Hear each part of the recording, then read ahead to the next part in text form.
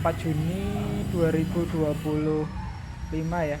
Ada beberapa hal yang menarik, saham yang menarik yang akan dibahas. Yang pertama adalah PT Merdeka Copper Gold ya. Di video ini saya akan bahas PT Merdeka Copper Gold atau MDKA.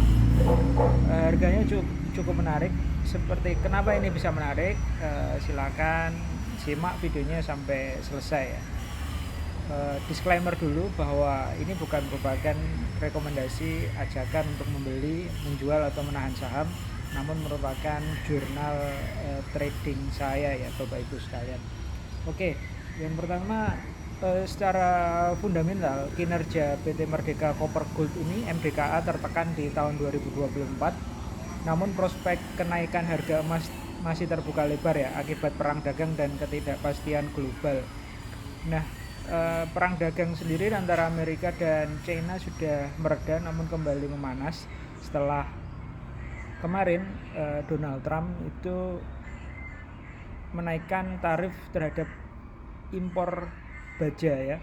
Jadi baja yang dari Eropa mau masuk ke Amerika itu ditarif 50% dari harganya, dan akibat tarif tersebut mendorong kenaikan harga emas dunia, salah satunya itu.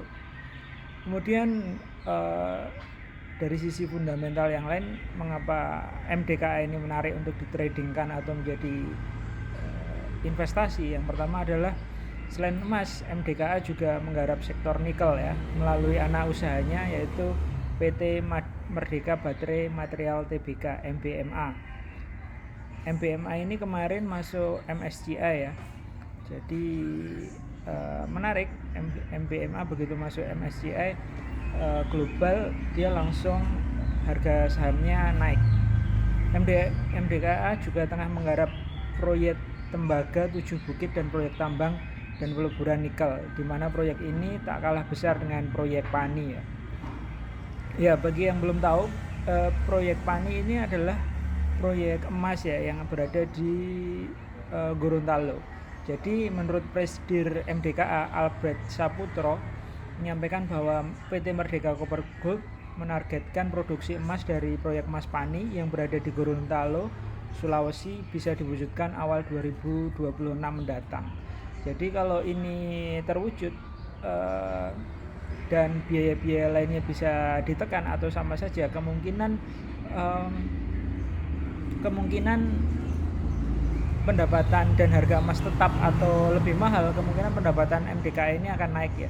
Tentu ini positif bagi para investor karena harga sahamnya dan bagi hasilnya juga akan naik. Oke, sekarang masuk ke teknikalnya. MDKA menarik apabila di 2050 ya. Jadi ketika harganya turun di 2050 ini menarik sekali buat saya, atau ketika dia turun lagi di angka 1970 itu juga masih cukup menarik bagi saya ya untuk masuk di harga itu. Kemudian nanti TP di area 2200 ya, 2200 atau di 2250 seperti itu. Kemudian untuk CL di 1850 di area ini, di 1850. Nah, di area ini atau melihat kondisi fundamental ya, karena kan jangan sampai kita CL di false breakout ya. Jadi memang harus melihat kalau dia turun ke bawah tapi ternyata di saham di kondisi weekly-nya masih oke ya, itu hanya false saja di daily ya. Jadi nggak perlu CL seperti itu, menunggu harganya naik. Itu aja update video kali ini. Silahkan jika kalian tertarik dapat sharing dan juga berinteraksi dengan saya Bapak Ibu sekalian, silahkan join ke grup Telegram ya. Grup Telegramnya ada link yang ada di deskripsi. Sekian video ini, semoga bisa memberikan insight positif bagi saya dan bagi penonton semua.